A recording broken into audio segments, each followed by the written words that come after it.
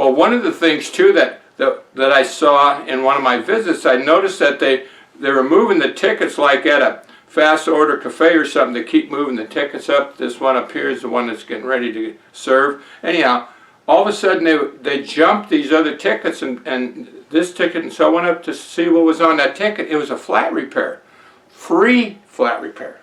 They didn't charge for this. We didn't either. Anyhow, so that was pushed up, and so I went to the manager and I said, you just pushed this ticket up past these tire orders that were, some could be in excess of $1,000. He said, Dick, that is an emergency for the customer. No one likes to drive around without their spare. Now this is a few years ago, before when everyone had spares, and I realize the cars that don't have them now, but the point being, so we're going to do all we can to get them in and get them out as quick as possible. So that's an emergency. They're going to wait for it. They're not going to want to just drop it off and leave. They're going to want to, they want to have this tire with them when they leave here. So, and I noticed that and I said, why are they doing? They did it for the customer.